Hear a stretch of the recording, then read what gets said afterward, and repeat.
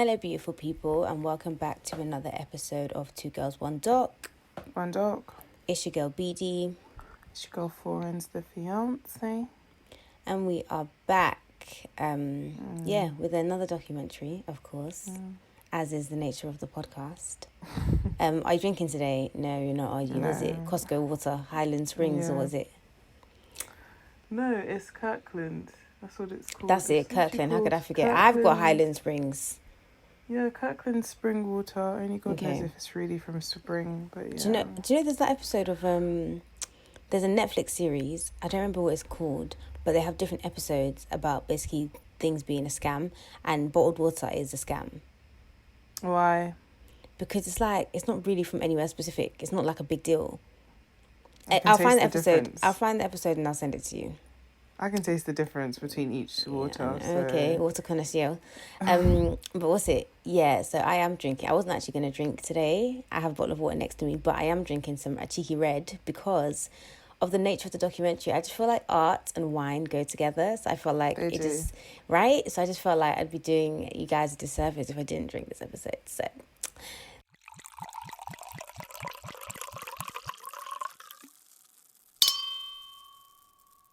the documentary that we are doing today is called Made You Look, a true story about fake art. I kind of wish it was called a real story about fake art or like a true story about false art, but like that doesn't really make sense. It's the false bit, so it kind of rubbed me a bit, but it was fine. It's a Netflix documentary. We know how Florence feels about Netflix documentary. So what were your overall opinions on the documentary? I didn't enjoy it. Did you not? Maybe it's because I'm not into art. It's because no one died. So I kept like zoning out and having to bring myself back to the documentary. It wasn't, I think it's because I have no interest in art. I think you need to be interested in art. Do you think? I'm not really interested in art, but I'm interested in fraud and like crimes. But there wasn't enough of the conversation around it. There was a lot of discussion about the art.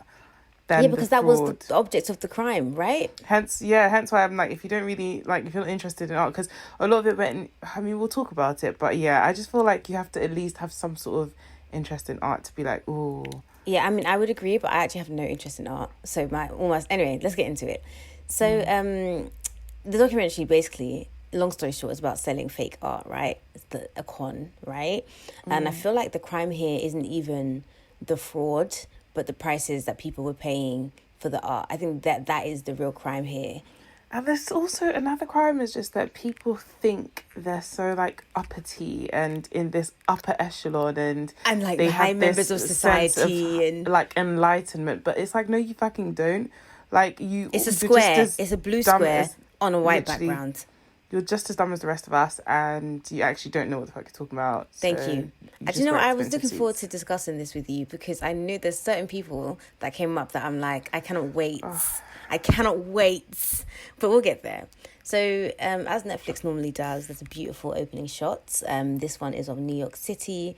And I know we complain about Netflix documentaries being really, really long, but like the production quality is chef's kiss, like especially compared to what we watched last week. Like it was crazy. Long, but it was still unnecessarily long. But yeah, but that's Netflix, man. I've come to know it for that. They need to hear us complain. They do, but then also they need to work with us so we can make them better. So we meet our first talking head, whose name is M.H. Miller. He works for the New York Times. I feel like everyone works for the New York Times, but yeah. So he's telling us that this whole case started with the closing of the Knoedler Gallery. This is a big deal because the Knoedler Gallery, for people who care, is like a famous art gallery in New York. No one knows why it's closing, but then we get leaks of this like forgery scandal. $80 million scandal that has the art world up in arms tonight and collectors checking their most prized possessions. This is probably the largest art fraud that has ever been discovered in the history of the United States. So the male voice that you hear at the end of that clip is basically our next talking head. His name is Perry Anselm and he's a lawyer. So the fact that you have lawyers in the documentary at this point is like, all right, cool. So definitely a crime was committed because why else would lawyers be like taking time out of their busy schedules to talk to us, you know? Yeah. And so he's kind of setting the scene. He's letting us know how big a deal this case was. And I'm glad he did that, because in my head it was like, okay, you sold a fake painting. What's the big deal? Do you know what I mean? So he's like, no, listen to this. This is a big deal. And they were selling these forgeries for like over decades. Like it was at least 10 years that they were selling these fakes, which is wild. No, it was longer, wasn't it? Yeah, it was like 20, 1990 years. Something. Oh, yes, yeah, 20 years, yeah, mad. So we have this whole section of different people saying how prestigious this gallery was, right? Survived the First World War, the Second World War. They sold painting to the Louvre, which is that pyramid thing in France. So basically, it's basically just trying to set the scene and say this thing is amazing. And the director of the gallery at this time is this lady called Anne Friedman. What are your thoughts on Anne Friedman? Just like initial first impressions. She's got a lot of head. She's got a thick head of hair. She has a lot of hair. I can't. It's difficult for me to say my thoughts because I have to say my thoughts in the. Okay, that's fair. We'll get into her. Yeah. Let's put a pin. We'll put a pin in Anne, because now we learn about this lady called Glafira Rosales, and she's like at the center of this scam. And you know what? I like Glafira. I'm gonna say Same. I like Glafira, and I feel bad for Glafira, to be honest. Yeah. Because they did her dirty. Yeah. She was just trying to make a quick buck. Yeah, same. I'm glad we agree. So she's a middle-aged woman from New York. One day she turns up to the Knoedler Gallery with a boot full of art, claiming that it's Jackson Pollock's. And everyone's like, okay, Jan, of course, you just, in your boot just happen to have Jackson Pollock's. And so through this documentary, we have little not time cards, like title cards that kind of show what's going on. It kind of breaks it up a bit. So the first one is called The Con Begins, right? So it's New York, 1995. We meet Anne Knoedler. No, her name is Anne Friedman. Wow, that's how you know I was tired. We meet Anne Friedman, and she's the gallery director at the time this fraud is committed. She's telling us that she was introduced to Glafira. I kept wanting to call her Gloria. I kept wanting to call her Glafira. Yeah. Glafira Rosales, so she gets introduced to her, and she's well dressed, she's soft spoken, and Anna's basically trying to say, like, you know, this is why she was trustworthy. There was no reason to trust Glafira Rosales. Nobody knew who this person was. She didn't have a great pedigree. She was just some lady from Long Island who came to the gallery one day. And M.H. Miller is kind of like, some random woman comes to your gallery one time, right? And you just believe that she has all these great works of art from back in the day. Like, why would you believe that? But anyway, yeah, but then he also says that she had no pedigree, and it's like, who the fuck are you? Like, who actually the fuck are you? But this is what I mean about this whole art world. You're just pretentious pricks. Yeah. Like, I know the exact type. Like, these men are. Like, who are you to say no? Somebody had no pedigree. So she could have not come from money and then built herself up in the art world. Like, what the hell? She could have had a sugar daddy that introduced her to exactly. the art. Like, what the hot hell are and you you're talking the same about? people that are like, oh, you know, to be rich, you have to pick yourself up by the bootstraps and work hard. Okay, cool. Someone has done that, but because she doesn't have the pedigree, now it's a problem. Exactly. With your shit brown cardigan. He can exactly. I literally have a note here saying, I don't get the art thing. I don't get it now, nor will I ever understand it. I don't get it. Do you know what I mean? I just don't understand it. But Anne asked about the origins of the art, right? And so Glafira is kind of saying, yes, she has a client who owns these paintings, but she has to maintain confidentiality. She made it very clear that she had a confidentiality. The owner's name was not to be revealed. Little by little, other details came out of a sort of backstory. Mr. X, so went the first story. It got modified later, but story one centered on this Mr. X. Very well-to-do family. They came over from Europe. They went to Mexico, not unusual after the wartime. He and his wife had come to New York. They had bought paintings through a guy named Alfonso Osorio. Alfonso Osorio lived in Long Island. He was maybe a patron, if you will, of Jackson Pollock. Jackson Pollock is apparently a really famous artist. I learned this from the documentary. He's what is it called? Expressionist. Abstract expressionist, that's it. This is how you know that this ain't my guys. But can I just radio. say, like, these paintings that are selling for like shit tons, millions. I'm not trying to be funny, but they look like the kind of stuff your kid paints you and brings back from like school. It really made me feel like I should just start painting and like how even Rachel Dolezal paints. Yeah. How do I paint and just get people to pay a shit? Because This is what you have to do. You have to paint, and then you have to dye, and then it will be worth a lot of money. So it wouldn't be something that you benefit from right now. But do you think that these artists that like paint and shit like that, like it's kind of like Shakespeare, like everyone says, oh, like he's a literary genius, but he could have just been a horny old man wanting to write about like two teens like in the throes of passion, and everyone thinks he's a genius. Yeah, like probably. I don't know if these artists like really were like, oh, like this blue square and this green square represents the blah blah blah. Do you think they were just like, oh, I'm just gonna paint some shit? Like I really feel like a lot of them were like, I'm just gonna paint some shit. Like I feel like they were like, I'm just gonna meaning. paint some shit, and they were on drugs, and they were like, cool, here we go, because a lot of these were like, obviously art is subjective, innit, like what you like, but a lot of it was like very simple. Like literally there was one and it was like a square, a blue square and a yellow square and like a white line in between, kind of faded, blended in, and I was literally just like, I'm not like, this is what I'm saying, I'm not mad that this happened. I'm not mad that anyone, and also I say this later on, but it's come to mind just now, like when rich people are defrauded or conned, like my sympathy is capped at like 20%. Like I cannot feel that bad for you. I just can't. Yeah, I can't. Yeah, I get it. You worked for your money. No one should steal, blah, blah, blah. I know what it means in principle, but in theory, I am so sorry. If you're going to spend 8 million, 10 million on a painting, then I'm not going to come and cry for you. I'm not crying for you, Argentina. Honestly, I'm really not. So yeah, Mr. X, who is the supposed owner of these paintings, gives these paintings to his son, Mr. X Jr.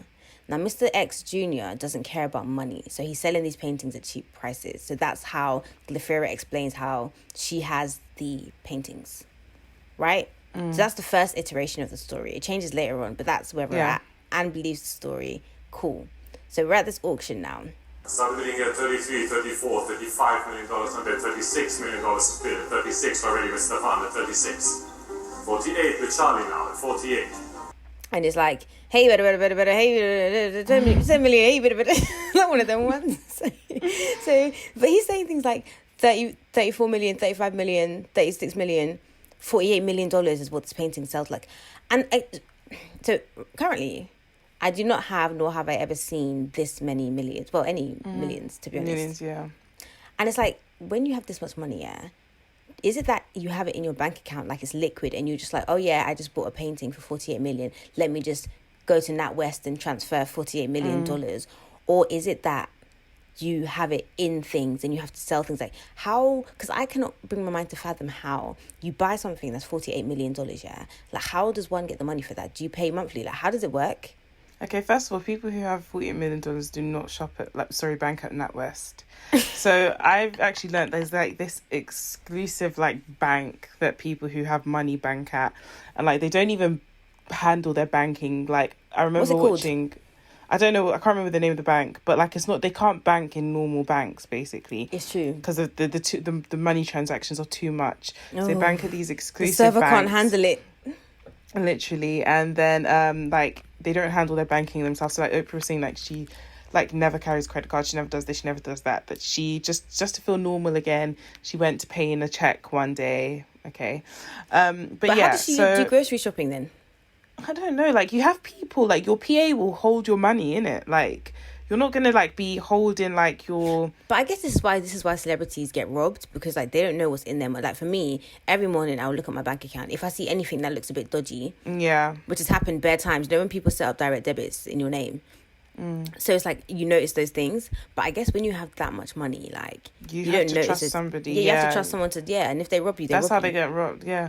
So that's how Rihanna's bank or whatever was stealing from her. So with these things, like I guess like say for example you're worth 100 million, you wouldn't go and spend 40 million on a painting, kind of thing. Yeah, it's something you pay and then you have it as an asset and then you pay it off and things like that. You don't go and. This is the thing.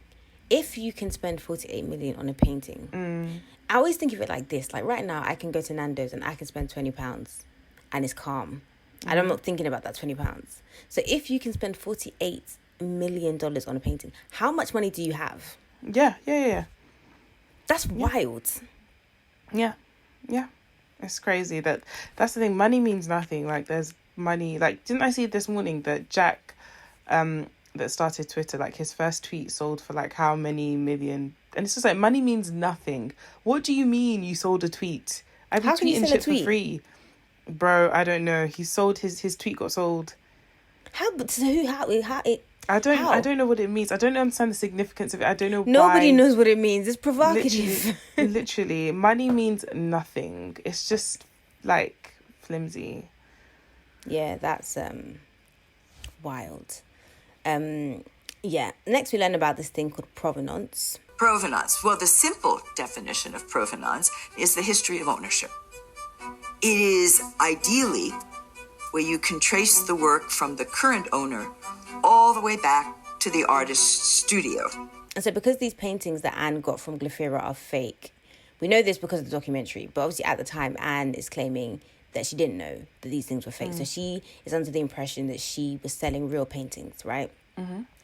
The story that Glaphyra gives now is that Mr. X's sister has the provenance, which is basically proving that, you know, like the chain of events, like where did this painting come from? Yeah, it's from the previous owner to the artist's studio. How did it get there? Exactly. So Glaphyra is claiming that Mr. X's sister has the provenance, or it may have been destroyed. And Anne's lawyer is kind of like, yeah, okay, cool. You guys think that, you know, the provenance is so important, but like records can be fabricated anyway.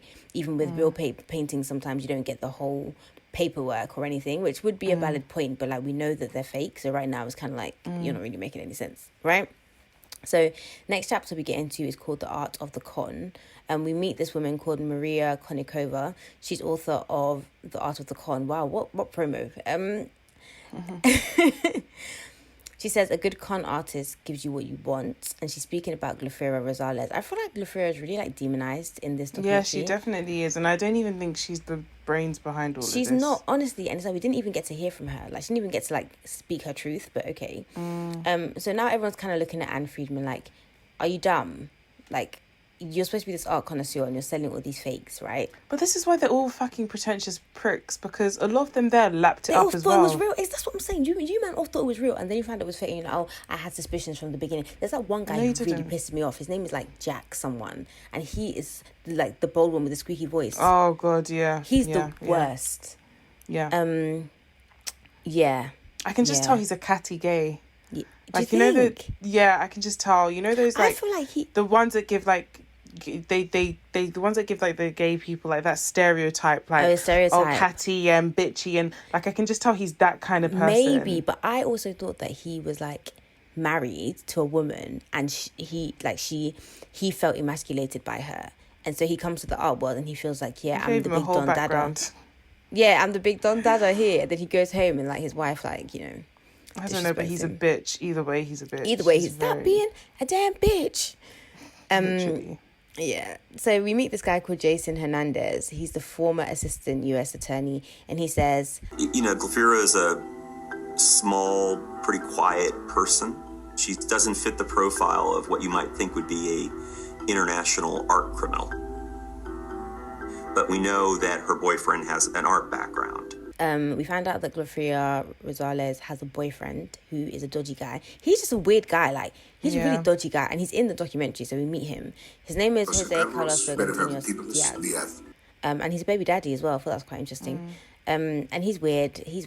And basically, the FBI US attorney guy, Jason, thinks that he's behind the whole thing, which I also believe. I think that he's behind the whole thing. Glaphyra doesn't seem like, not that she's not capable. Of course she's capable. She can do whatever she likes. But he just seems like the kind of person to like throw the stone and hide his hand kind of thing. Yeah. And then Glaphyra is the one who got blamed for the whole thing. So all this time, we haven't actually met Glaphyra. We just see loads, like the same 4 pictures and 1 video of her. So at this point, I'm assuming, okay, cool, she's in jail or she's gone to jail, because why would you not see her, right? Yeah. Exactly. So the point of this documentary is to kind of try and get you, the viewer, to decide whether you think Anne was conned like the rest of the people, or whether she knew she was selling fake paintings. And in her defense, her lawyer says that whenever she got a new painting in, she would get them authenticated by experts. Yeah. So in one particular case of this like Rothko painting, the National Gallery of Art told her it was real, and the conservator of Mark Roscoe's estate made positive comments about the painting. And it's so funny that we know what conservatoire means now. Shout out to Brittany.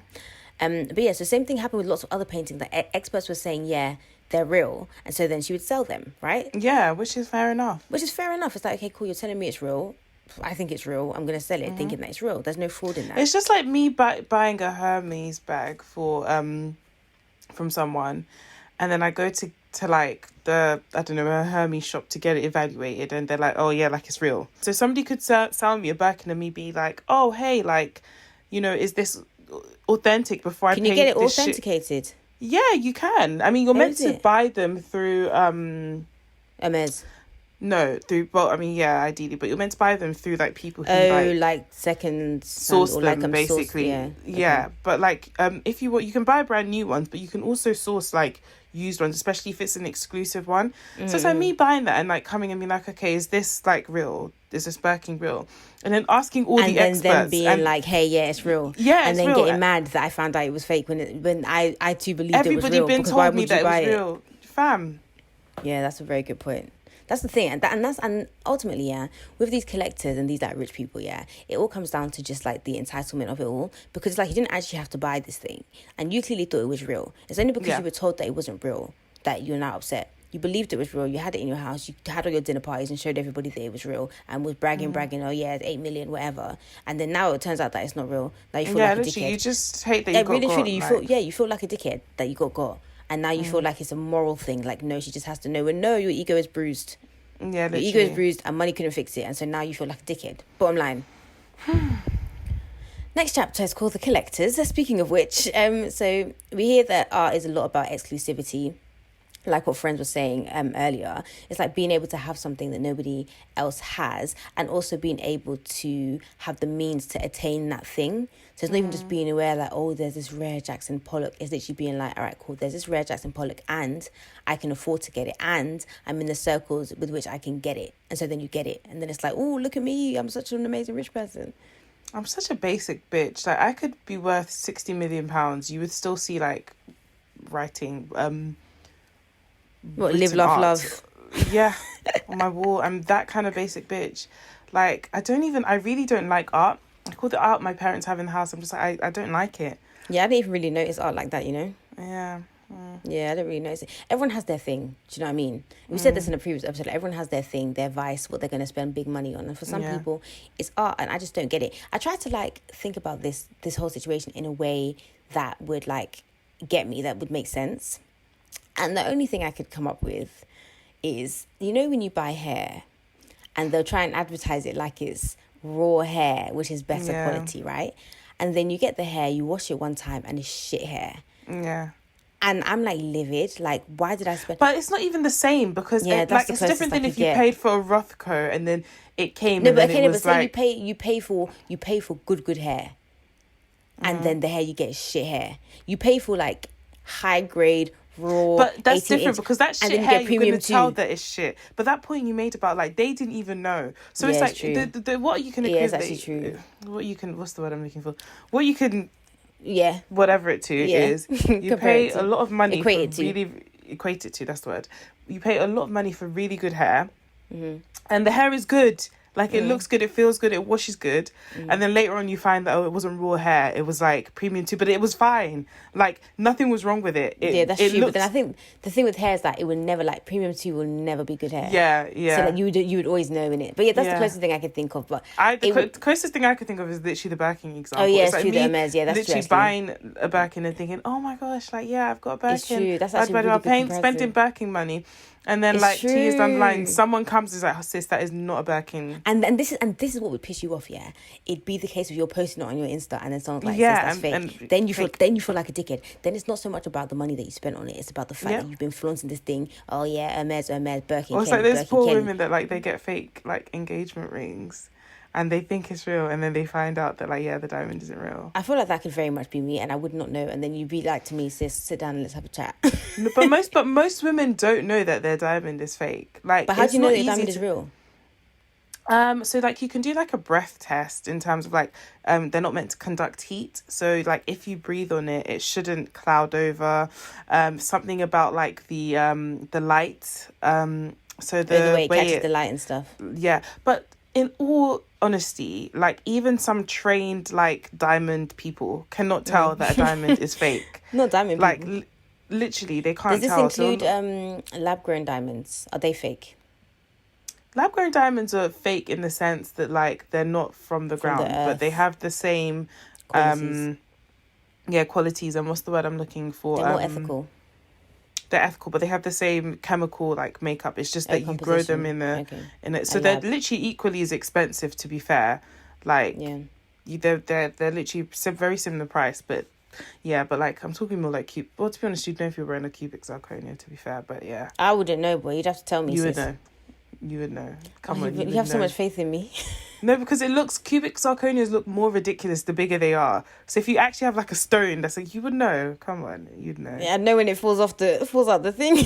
And your finger's all green, like, come on. Yeah, fair. Okay, cue the Desoles. This is that couple. What do you think about this couple? I was with them at the beginning because they just seemed like people that came to talk about their experience. But by the end, I fucking couldn't stand them.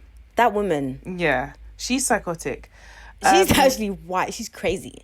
Yeah, I think they are very pretentious, but that's the way I feel like with all of these people. All of them, yeah. I just feel like I feel like even if you grew up like in high society and you're super rich and stuff like that, you cannot tell me, especially in this day and age, like this is the stuff that like holds. I just refuse to buy it.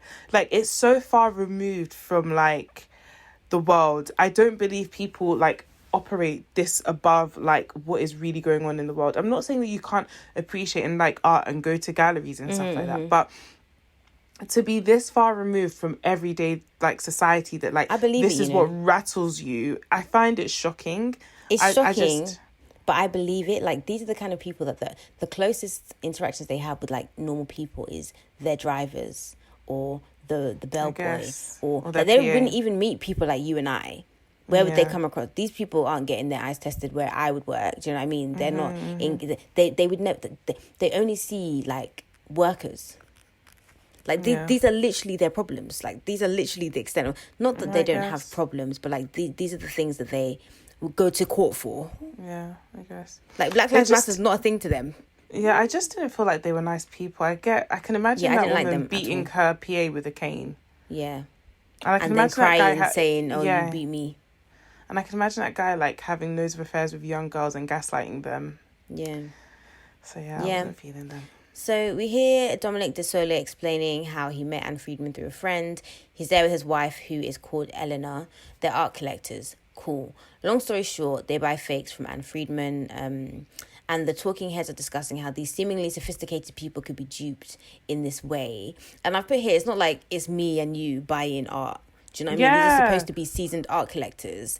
And it's like, you ignore the flaws because you love the art so much. And we even hear Domenico De Sole saying that he's not an expert and his advisor thought it was real. And it's like, okay, so again, you yourself cannot even tell if these things are real or fake. So how much of a collector are you? Like, what are you really buying this for? Like, it's for other people. That's why I'm saying everyone all the talking heads were fucking pretentious because, for example, I like certain things. I like bags. Okay, so if I'm going to collect bags, then I'm going to like know what the hell I'm collecting kind of thing. Like I'm not just going to wake up one day, like I'm not really into shoes. So I'm not going to wake up one day and like be like, oh my gosh, let me buy Jimmy Choo. Let me buy this. Let me buy that. Let me that. Just to show that I have it. Like I'm not going to do that, which is what it comes across that these lot were doing. Exactly, like it's all image. I am happy wearing image. Literally, I'm happy wearing Missguided shoes or Public Desire, but I will carry a good bag. Like that's my thing. Literally, so everyone has their thing. For that. So if I now see you with a fake YSL bag, I'm gonna be like, sis, what is going on? Do you know that? I'm comfortably going to carry a YSL bag and wear it with my Missguided shoes, and I'm not like, nobody can come and say shit to me. So I'm not going to wake up one day and be like, oh, let me buy a whole thing of lubes and YSL shoes so that people can like, you know, that's why it's bullshit. You're saying that you're a collector of art, but you don't know like the art. Then what the fuck are you a collector of? Exactly. And then it's like you're actually just in that case, you're actually just a collector of art, not of like fine art or whatever it is that you want to call it. Like so you actually liked the painting. Literally, you dropped $8 million on it, and now you're upset. You know that you're not really into like the whatever art. Just collect all these writing on the wall scripture things. Live life, Not the love, scripture. carpe diem. Live, love, life. Yeah. I've just put, you must feel like a dickhead. You must feel like a dickhead. That's all. I mean, that's all this is really about ego. Like, this is ultimately this is about ego. That's it. Bottom line.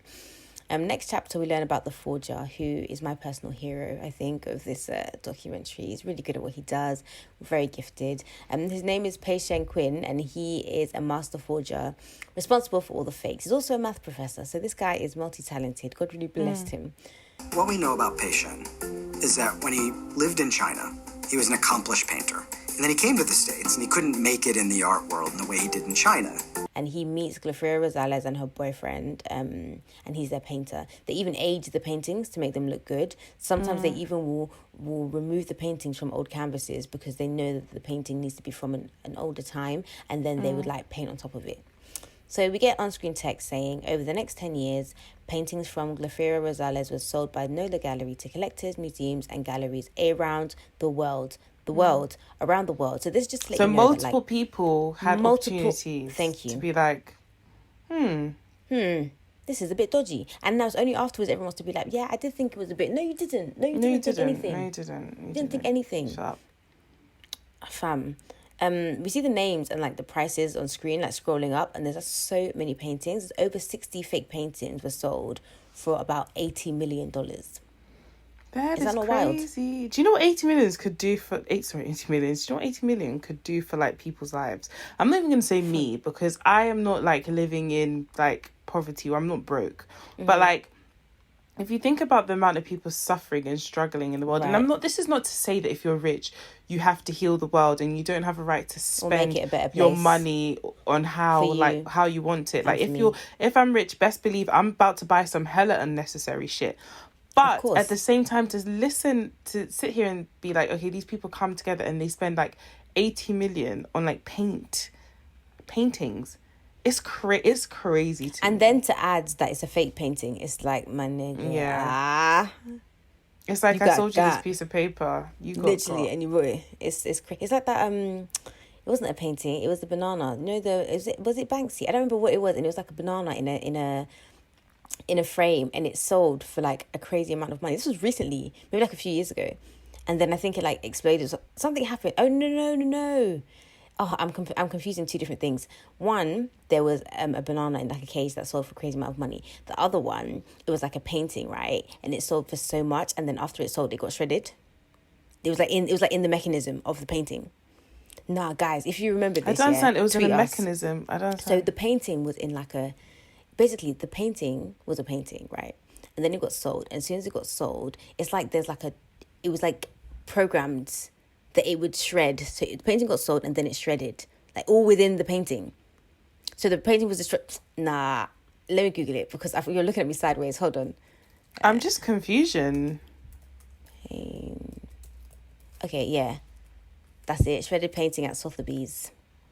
Yeah, it was Banksy. Yeah, the painting self-destructs. Okay, I'm going to send it to you and then you can watch it. I knew this was in my mind somewhere. Hold on. I just feel like I should just start doing art. I think I'm going to make like a Finsta where I just do art and then like let's see if it sells and take it from there. But this is the thing. Think about it. All these I know things, I'm not white. Yeah, but they won't know that because it's a Finsta. All these things were pre-social media times because art right now, like artists aren't really winning like that because if you post your painting on Instagram, like what am I going to do? Just screenshot it now as my wallpaper. Do you know what I mean? It's not quite the same. But like I'm trying to get into ain't niggas like you that's going to, give me that millions. I'm trying to get to these people that pay 60 million things for a line on paper. That's what the people I'm trying to reach.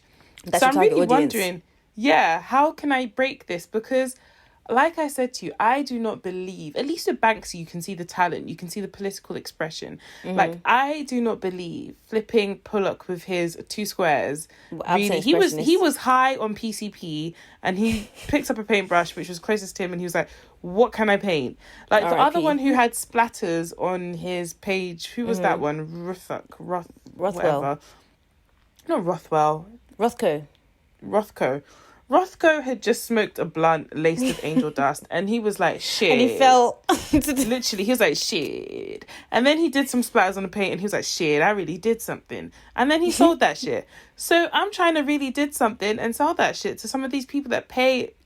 I promise you, if I just did a line on the piece of paper, someone is going to be like, oh, this is art. The expression, the thought, the process, the Black Lives Matter. I need this on my wall. Those are the people I'm trying to reach. The not you people that screenshot between shit. life and death. The front and back, yin and yang. It's all contained within the paranoia. And I just smoked a blunt. That was it. That was that. That was that. Yeah. Next chapter, Too Good to Be True. And if it's too good to be true, it probably is. So we learn about another rich guy. Hello, rich guys here. Yep. He buys a Jackson Pollock for $2 million, but he's smart enough to write a clause to state that he will get his money back if it's proven to be a fake after authentication. Now, this is a collector, right? This is somebody who collects. This is somebody who collects because it's like, okay, cool, I'm collecting art, and I know that, you know, fakes are a thing, so let me just protect myself. Yeah. So Anne's like, yeah, cool, that's fine. Turns out to be fake. He gets his money back. Easy peasy. So at this point, I'm kind of thinking, do you know what? Maybe Anne didn't actually know that the paintings were fake because she honors the agreement. She gives him a refund. But then she puts it back on sale. Not for $2 million, but for $11 million. But she makes a good point because let's use the Birkin analogy again. Mm-hmm. I buy a Birkin for £5,000, okay? Mm-hmm. Oh, you're lucky. And then what sale were you at, sis? Literally, okay, let's do 10,000. I buy Birkin for 10,000. I'm walking around sitting pretty happy with this Birkin. But before I decide to carry the Birkin, I go and get it authenticated. Mm-hmm. Someone looks at the stitching and says, this is really, really good. But I'm not quite sure about this right here. The way this flap is stitched, it's giving me fake vibes. I'm not 100% sure. I go and return it to the lady and I say, I want my money back. Give me my 10 G's. I'm not 100% sure this is real and I'm not trying to, you know, because that's what they said. We have to be honest that the IFAR didn't say, oh, it's absolutely fake. They just said that they're not sure. Exactly. And then she's like, okay, cool. They're not sure, but I've spoken to my people and I'm sure. And the other people I've taken this to are sure. And then she's going to resell this bag and she looks around and these bags are now selling for 20k. Why would she put hers for 10? Yes, she's true. Like, now okay, it looks fake. Literally, God has blessed me with giving me this thing. I'm finna make even more money. I'm selling it for 20. And that's how the cookie crumbles. So I didn't see that as, oh my gosh, she's being deceptive. I saw it more as, okay, she was moving with the times. At that time when she was about to start, listen, there's inflation. It was now selling for 11k. Why is 11 million? Why should she put it back at 2 million? No, it's true. I think ultimately she believes these things are real, right? Yeah, and I think, that's how I feel. I honestly think that she thought that these things were real. I think that even if she had any kind of doubt, I think her involvement with, or like she was in so deep that even if she had any inkling that this thing was fake, she wouldn't have admitted it to herself. Yeah, she wouldn't have admitted it to herself, in which case she wouldn't have believed it, in which case she can then like honestly say, yeah, no, I believe it's real, because she has forced herself to believe that it's real. Yeah, and also there's just way too much at stake, which we learn later on. Yeah. It's like when you're in a shitty relationship, like, yeah, okay, deep down you might have some doubts, but you stick it out most times because you've already dedicated 3 years of your life now. Literally, and like, where are you coming out to go? And that's just the way it was in this situation. That's what I believe anyways. I think so too. I think this documentary does a really good job of, you listen to this person, you think, you listen to Anne, you think, you listen to this person, you think, you listen to Anne, I didn't think, I think, I did. There's some times where I look at her and I'm just like, we then have to admit that you're just stupid then. Do you know what I mean? And I don't think she is. I actually don't think she's stupid. Because she didn't just take it and hang it in her office. Or exactly. And I do honestly think that, like, when you look at this story as it's played out, it's easy to look back and think, okay, this dumb bitch, right? Exactly. But if you go over 10, 13, 15, 20 years, bit by bit, story by story, you kind of think, okay, cool. It makes sense. Do you know what I mean? Yeah. It's a little bit plausible, maybe a bit weird, maybe I'm lucky, maybe whatever. But yeah. So Anne actually confronts Glafira about the fake painting, right? The one that the 2 million, 11 million one. And so remember Mr. X, right? Okay. So Mr. X was the guy, he had a wife, he had Mr. X Jr., his son, he didn't care about money. Yeah, okay. So now the story has changed. Story number 2 changed. Now Mr. X was gay, and he had come to New York and begun buying works through a guy named David Herbert, who was gay. Mr. X had been drawn into this whole demi-monde of gay art lovers and dealers and collectors. However, he had a wife and children back in Switzerland. So he couldn't take these works back with him. It would have been opening up his gay life to his family. So now he's gay, and he has a wife back in Switzerland. And if he takes the paintings back home, then his wife is going to know that he's gay, because, like, where did you get all these gay paintings? Like, what the fuck? Paintings so have he sells them. sexualities. Literally, I'm like, what has you collecting paintings got to do with your sexuality? Like, what has one got to do with the other? I'm sorry, did I miss that in school? Like, what? Ferenz is shaking her head.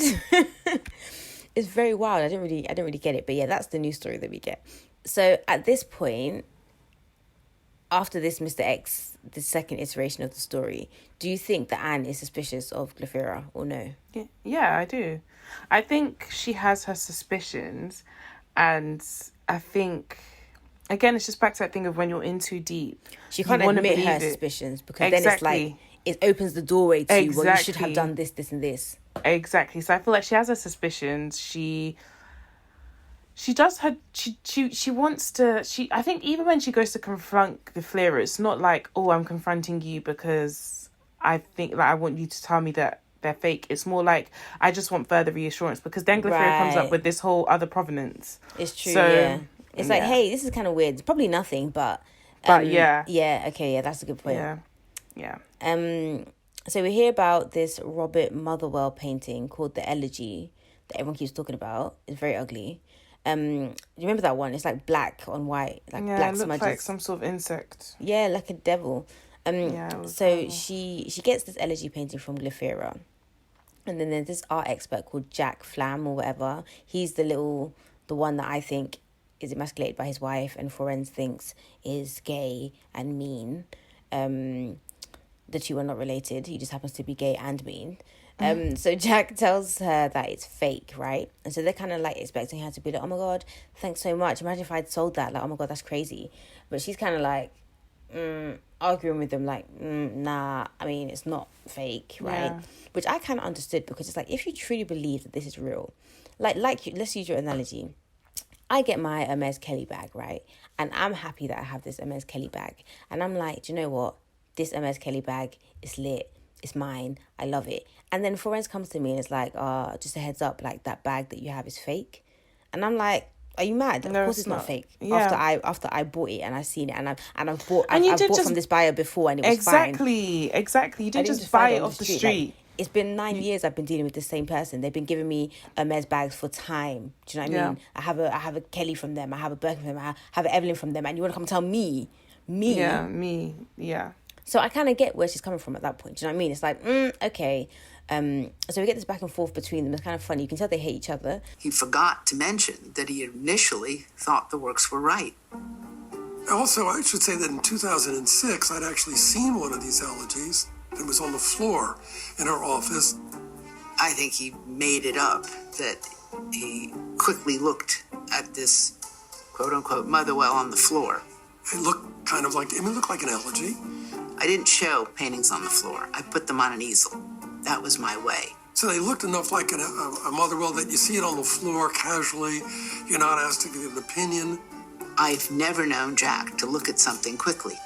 He feels that his opinion and his judgment matters, and he would look at a work in a way of considering how good it is. I didn't even say, sure, it looked fine. I just didn't say, wow, that looks like a fake. Anne's like, okay, like, cool, you thought they were real. So now you're coming to say that you don't think they're real, but you yourself thought they were real initially, yeah?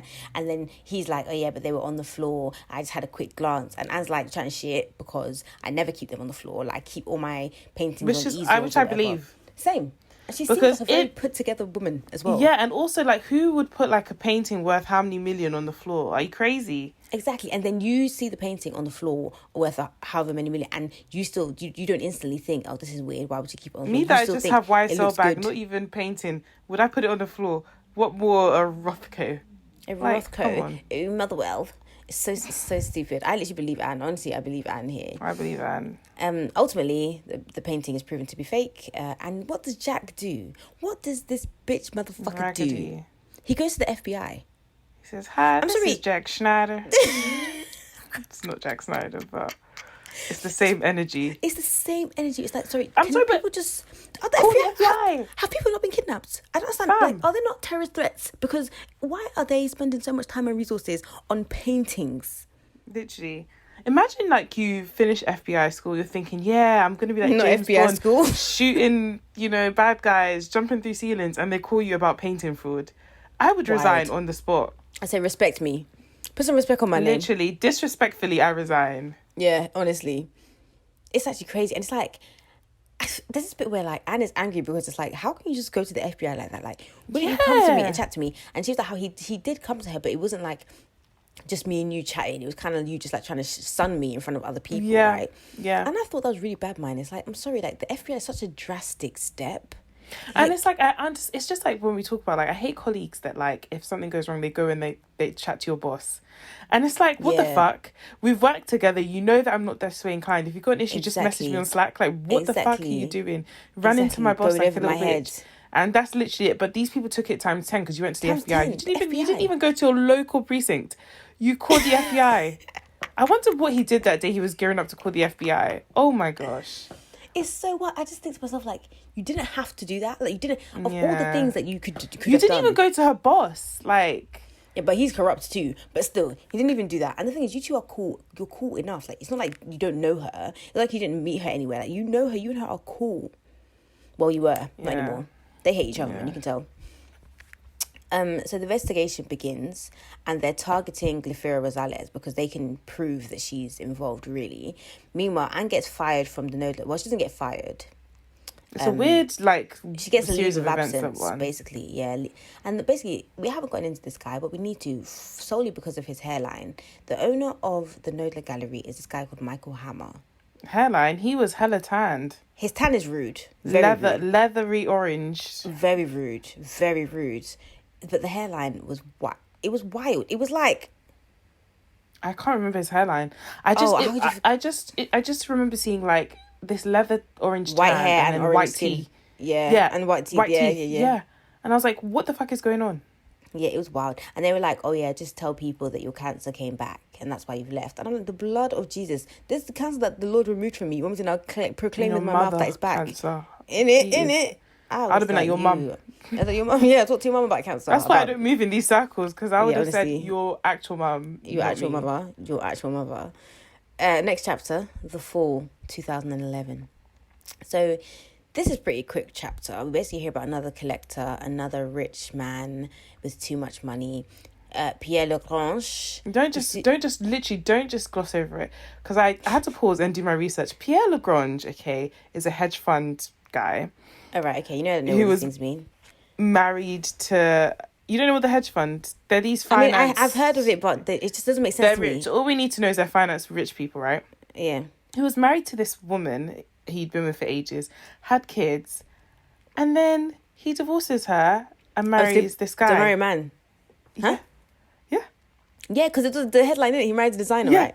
I went and Googled, and the guy's like a black guy, which I was like, yay him. Like, I love to see a black guy lapping up the luxury. But also, what the fuck? I mean, I don't know. Maybe the wife knew that he was bi or something. Mm-hmm. But like, say you actually didn't know that your husband was bi or gay, because he could have just been a closeted gay man. Like, imagine waking up one day, this man that you've made love to, he's touched you as a man. Like, he's touched you as a heterosexual man, whatever. And he wakes up one day, he's like, yeah, sis, I'm leaving you, like, for a guy. It's not that there's anything with two men being together. It's just the shock of the fact that I did not know you were that way inclined. So, like, were we living a lie? This is the thing. I think that there's a couple of things. If he's bi, then it's like, all right, cool. I feel a bit better because I'm like, all right, at least you were attracted to me for the time that we were together. Yeah. Do you know what I mean? If you and were you gay, just then cheated, it's like, basically. wow, like, Yeah, but I mean, to be honest, even if he were gay, then it's kind of like, okay, well, I guess it's actually not personal because I'm a woman and that's not my fault. Do you know what I mean? Yeah, but I think it's also the shock to the system of not knowing that, so all that time you just how weren't shit even is my enjoying. gaydar? Literally. Yeah, you just weren't even enjoying me, not at all. And then you start that's thinking all the times he told you he was with his friends and you dismissed it. Was he like, with his lover? Cheating, yeah. Because but I mean, it could be that way if it was a girl. Yeah, I guess that's the other thing. It's sort of the betrayal of it. Like, whoever he left you for, like, he left you and he had been with that person. So it's kind of like, wow, I really feel like you betrayed me and my trust. Yeah. That's a bit rude. I mean, yeah, literally, it's just like Derek Jackson, but but I'm happy for our brother. I'm glad for him. Go on, which a rich man. So Pierre Lagrange, he sues the gallery because they sold him a fake. And the way they proved it was actually quite funny. So basically, there was like a yellow paint used, and this paint was produced in the 1970s. And the painter of the painting, Jackson Pollock, died in 1956. So surely it could not be by him because the paint used in this painting had not yet been made when he had died. I mean, this is a rookie mistake.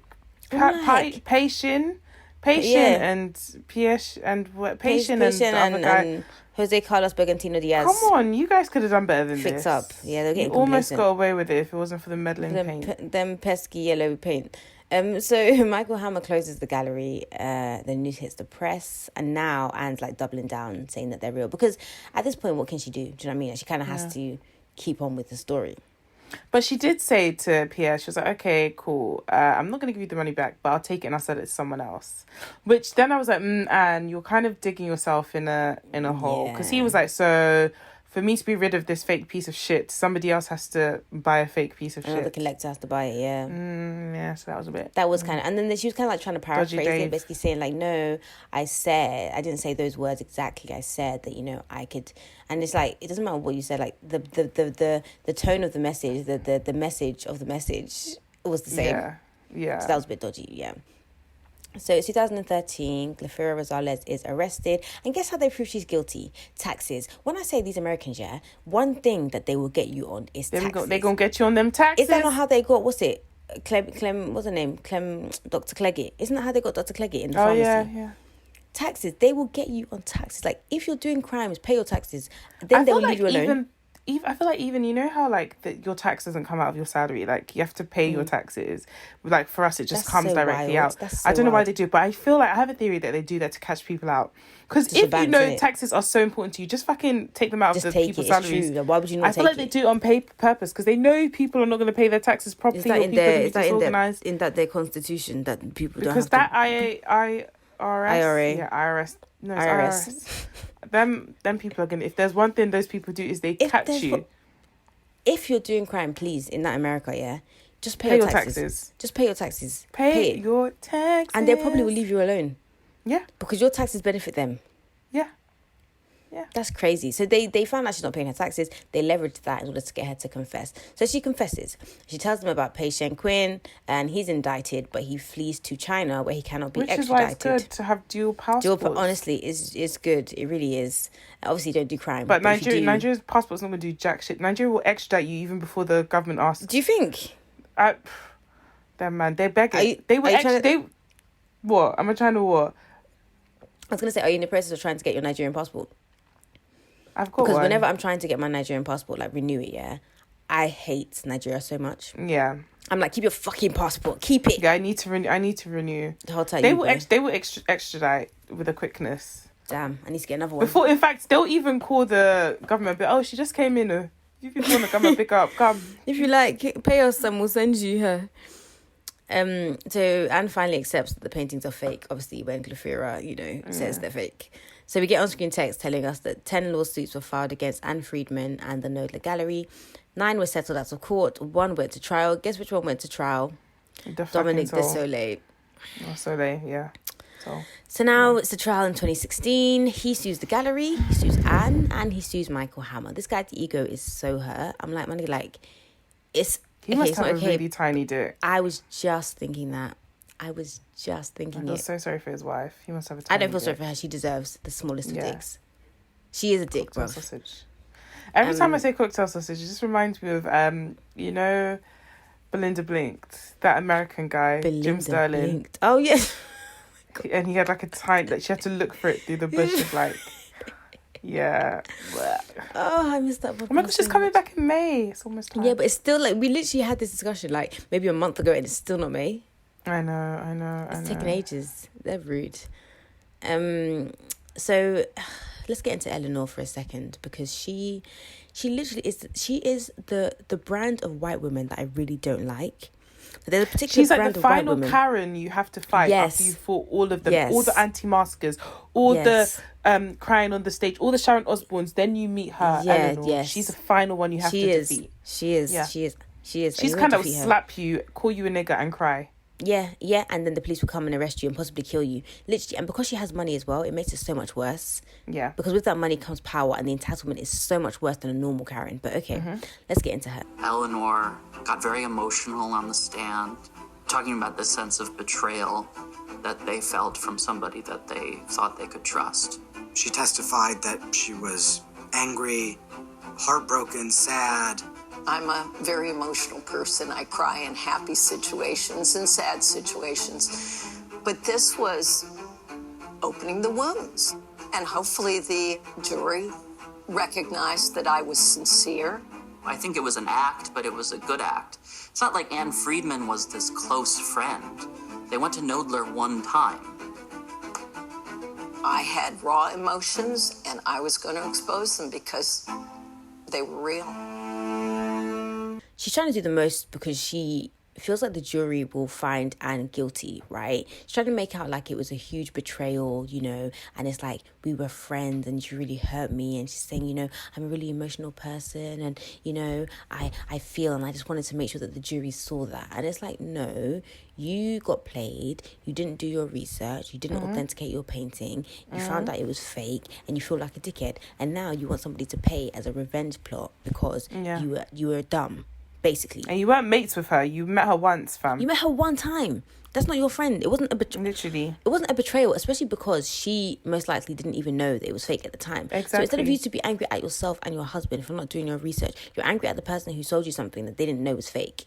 Yeah. And you also didn't know and it was fake. And I don't know why they're so hell-bent convinced that, like, she knew it was fake. Because then it makes them feel better. Yeah. As if something was done to them rather than them doing something to themselves, which they did. Yeah. Like, you're supposed to be this collector. She didn't know it was fake. You didn't know it was fake. You're both in the same boat. You should be angry at each other then. Yeah. So annoying. So Knoedler sells fakes for a total of $70 million. Their profit is $33 million. And Anne Friedman's commission in all that time is $10 million, which is crazy. Juicy. Yeah. Keep it juicy. But even at that, when you think of $80 million for all these fakes, I feel like if Anne really knew that they were fake, she would have cut herself a better deal than 10 million. Yeah, I don't think she knew. I think maybe she suspected at some point, but by that point it was too late. Yeah, she was too far deep. Yeah, she's too far gone. Yeah. So one of the talking heads, a few of the talking heads actually are suggesting that the owner, Michael Hammer, that he was in on the fakes because he was quite frivolous with the company money. Like, he bought a Mercedes that was $500,000 and he took his wife to, like, Paris and stuff, all with, like, company funds, right? And we meet his lawyer. His lawyer's, like, defending him. And the only reason I even mention his lawyer is because of this toupee that he had on. Did you clock this toupee? I clocked it. It was such a different colour from the rest of her. I was like, bro. It was so bad. And the thing is, it's like, I'm here for men wearing hair pieces. Like, I believe that if you're going bald and hair is going to make you look better, then by all means, get your hair done. Do what you got to do. However, let's not be stupid. Let's not look silly on national television. Like, let it be a good one. Do you know what I mean? Yeah. You're a lawyer. You have lawyer money. Like, yeah, and you lawyer for rich people as well. So I know you have money. There is no excuse. See, but money, but no access, I guess, because the people who'd be doing his hair really well, he probably doesn't even know existed in this earth. Yeah. He's doing shit toupees. But okay, that's the only reason I brought that up. We don't really need to get into that too much. So the documentary is drawing to a close now. We learn that the trial is halted before Anne can take the stand and the Desolés settle. And Anne's kind of like, well, I thought it was funny that they wanted to settle before I could take the stand, because she feels her testimony could have probably swayed the jury in her favour. I don't know about all that. Maybe, though, because the jury is like normal people. And I can't imagine a group of 12 normal people having sympathy for these people who have more money than all you guys will ever earn combined times 5,000. Exactly. So maybe Anne would have been acquitted. I mean, she doesn't serve any jail time, so, you know, it's fine. Yeah. Actually, in the end, only Glafira goes to jail. and she's only there for a few months because they let her off on time served. The actual artist, Pei Shen-Quinn, is in China. He doesn't get any jail time. The directors actually go to look for him. Don't know why. They find his wife, but she's like, he doesn't want to be interviewed. So that was really weird bit at the end. But yeah. Anne Friedman starts her own gallery called Friedman Arts. And what's his name? Jose Carlos Bergantinos Diaz gets arrested in Spain, but Spain doesn't extradite him to the US. So he gets away with it. Doesn't have any jail time. Mm-hmm. Meanwhile, Glafira is working at a diner as a waitress. And that is how you sell fake art. That is, yeah. Overall, I do not believe Anne knew. That's my final stance. That's how I ended, I think she at some point suspected. I wouldn't even say became aware. I think she suspected, but she was too far gone in the process. She had too much at stake, and she was just like, nah. Like, I think it was a thing where she suspected they were fakes, but she said to herself, I'm not even going to entertain this thought because there's too much at stake here. Yeah. And she ran with like, oh, they're real. And yeah, that's why I agree. Happened. I agree. I have nothing to add. I agree. Yeah. But, I did enjoy the documentary. I thought it was really interesting. Again, it was quite frustrating just because of, like, the wastage of money and things. And I guess with art, like, I just don't get it. Like, this could have been a documentary about, like, fake Hermes bags, and maybe then I would have been a bit more interested. But, yeah, I'd have been awake. Yeah, no, but I did enjoy the documentary. What are we doing next? What are we doing next? Next, we are doing the college admission scandal. Ooh, this has are you down favorite... to do that? Because I saw somebody tweet us saying, so then I thought, maybe you'd want to... Yeah, okay, cool. Yeah, so we're doing... Yeah, this has my favourite TV mum in it, so, yeah. Who's your favourite TV is she in the documentary? Oh, Brie. No, not Brie. She's not in it. Lynette. What's her name? And Lynette, that's the one. Yeah, I love Lynette. Yeah. Yeah. And do you love her? Do you love her now? Because what's she done? Do ya? I mean, there's a lot of white privilege, but I wouldn't say I don't understand why she did it. I mean, you do anything. I'm really excited to do this documentary because I feel like lots of great themes, will be discussed. Yeah. But yeah, guys, I'm going to play the trailer for that after we say our goodbyes. Where can they find us? They can find us on Twitter and Instagram at 2girls1doc, and also Facebook. Where can they find you? And also YouTube. Oh yeah, YouTube. They can find me on Instagram and Twitter at BDOnEyewear, and they can find you on Instagram and Twitter at 4ends2_, and also my other podcast, Character Replay.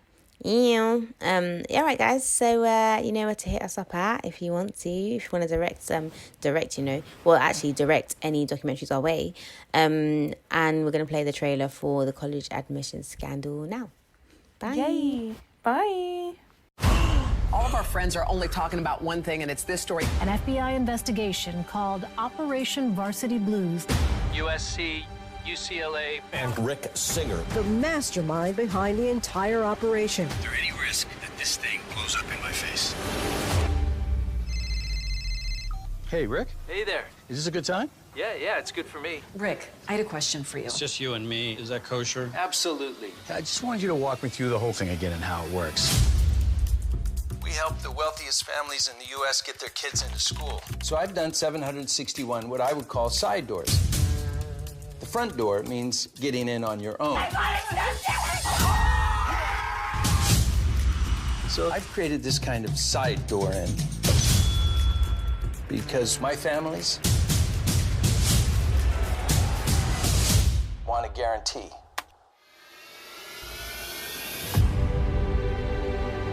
There aren't many federal cases where you have 50 people indicted for a crime. It truly is amazing what people will say on the phone when they don't know the feds are listening. If somebody were to catch this, what happens? The only way someone can catch it is if you guys tell someone. It seems like it would be hard to miss. There was a 5'5" men's basketball player, a high school cheerleader who was made to look like a lacrosse player. You've never had an issue with this. Like some article comes out that the polo team is selling seats into the school for $250,000. Well, no, because she's a water polo player. But she's not. We're here today to announce charges in the largest college admissions scam ever prosecuted by the Department of Justice. My view of the admissions process is some students getting in on pure merit, but many others getting in due to preferences that skew rich and white. They had every advantage, and yet they still cheated. In America, we love the wealthy and we hate the wealthy. They disgust us and they fascinate us. I'm going to do over 730 of these side doors this year. It's the home run of home runs. And it works? Every time.